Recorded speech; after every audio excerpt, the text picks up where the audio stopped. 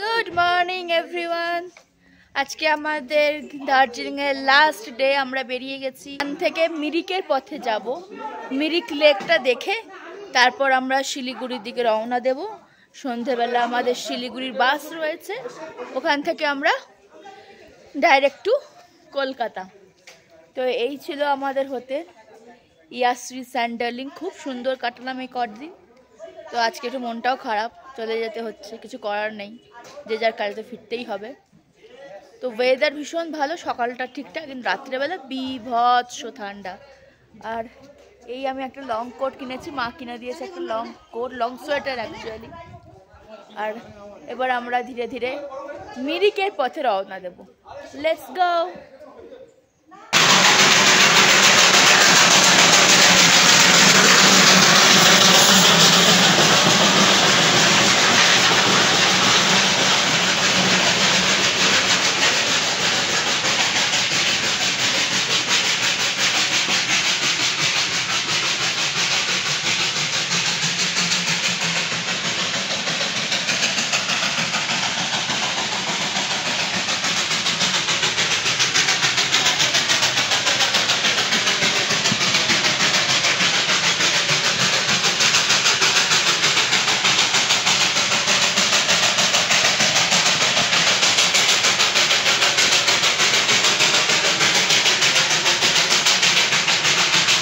মিরিক যাওয়ার পথে পৌঁছে গেছি লেপচা জগৎ। লামাহাটাতেও যেরকম পাইন ভিউ দেখেছিলাম আমরা, ঠিক সেইভাবেই এই লেপচা জগতে এখানে পাইন গাছ ফরেস্ট, প্রচুর পাইনের জঙ্গল, সেটাকে মেনটেন করা হয়। টিকিট কাটার ব্যবস্থা রয়েছে পার পার্সন 20 টাকা করে, এবং সেইখানে সবাই ফটোগ্রাফি ভিডিওগ্রাফি করছে। এখন রাইড রয়েছে। আর এই হচ্ছে বাবা। আমরা এরপরে ধীরে মিরিকের দিকে রওনা দেব। এই হচ্ছে পাইন ভিউ ফরেস্ট, লেপচা জগৎ। তো আমরা সেখানে ভেতরে ঢুকলাম না, তার কারণ আমরা লামাহাটাতে ইতিমধ্যেই পাইন ফরেস্ট দেখে এসেছি। তো সেই কারণে আমরা এক্সট্রা আর ঢুকলাম না। তো এরপরে আমি মিরিকের পথে আমরা রওনা দিচ্ছি। লেপচা জগৎ থেকে ঘুরে আসার পর, পাইন ভিউ পয়েন্ট থেকে ঘুরে আসার পর আমরা এই মুহূর্তে এসে পৌঁছেছি ইন্ডিয়া নেপাল বর্ডার সীমান্তে। নামটা হচ্ছে সীমানা ভিউ পয়েন্ট। কিন্তু এত ক্লাউড মেঘলা করে আছে, আশা করি আপনারা দেখতে পাচ্ছেন, সেইভাবে পরিষ্কার আমরা দেখতে পাচ্ছি না, আর যতটা দেখা যায় এই হচ্ছে পুরো বর্ডার লাইন, ইন্ডিয়া এবং নেপাল। ইন্ডিয়া এই সাইডে আর নেপাল ওই সাইডে। এটা হচ্ছে সীমানা ভিউ পয়েন্ট। আর এখানে সব টুরিস্টরা এসে দাঁড়িয়েছে, প্রচুর গাড়ি। আর ওখানে হচ্ছে আমাদের ফ্যামিলি মেম্বাররা, ওদিকে হচ্ছে মামুনি পিসি, পিসে মশাই, ওদিকে হচ্ছে তপতি দিদা, রাই রাই রাই রাই রাই মৈত্রেয়ী দিদা, এদিকে মা জড়ো সড়ো হয়ে আছে ঠান্ডায়। আর এই হচ্ছে বাবা। কিছু বলবে? না, ভালো লাগলো, ভিউ পয়েন্টটা ভালো লাগলো, খুব সুন্দর লাগলো। সীমানা ভিউ পয়েন্টে এখান থেকে পুরো পাহাড়ের সারি, হ্যাঁ, ধাপে ধাপে ধাপে উঠেছে, একদম সুন্দর লাগলো, ভালো লাগলো। বেশ ভালো ঠান্ডা এখানে, কিন্তু বেশ ভালো ঠান্ডা। এরপরে আমরা ধীরে ধীরে মিরিকের পথে রওনা দেব। আমরা পৌঁছে গেছি মিরিকে, আর দাঁড়িয়ে আছি মিরিক লেকের পাশে। বেশ ভালো ঠান্ডা, যথেষ্ট ঠান্ডা, আমার কাশিও শুরু হয়ে গেছে।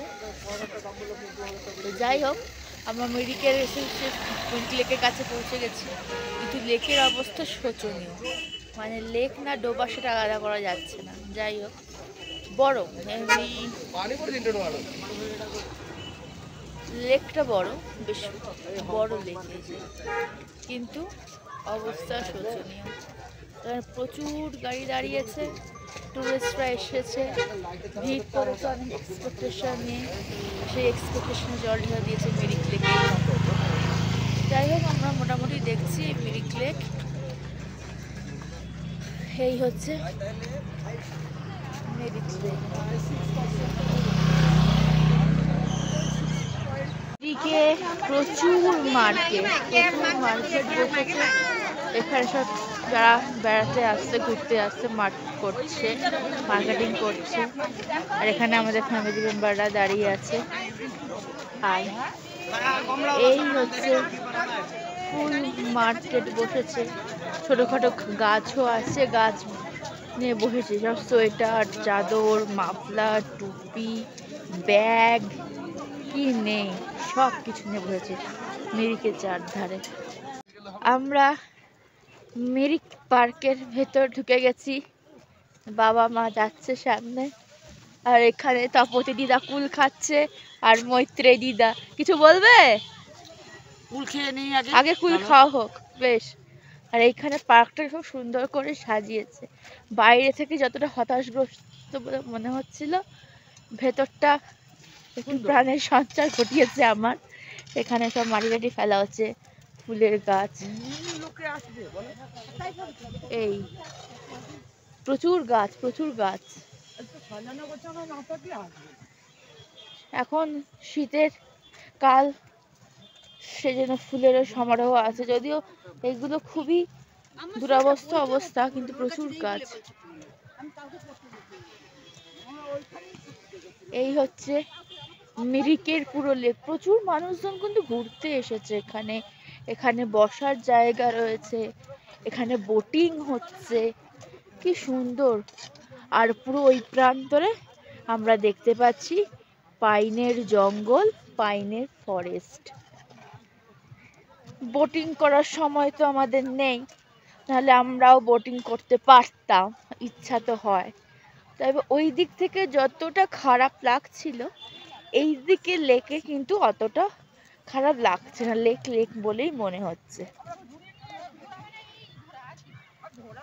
এই হচ্ছে মিরিক লেক, মিরিক লেকের পাশে আমরা দাঁড়িয়ে আছি। এখানে কিছু বোটিং হচ্ছে, বোটিং হয়ে যাচ্ছে, আর আমরা ধীরে ধীরে এগোবো। এই হচ্ছে মিরিক লেক, বিশাল বিশাল। এরপর আমরা ধীরে ধীরে শিলিগুড়ি বাস স্ট্যান্ডের উদ্দেশ্যে রওনা হয়েছি।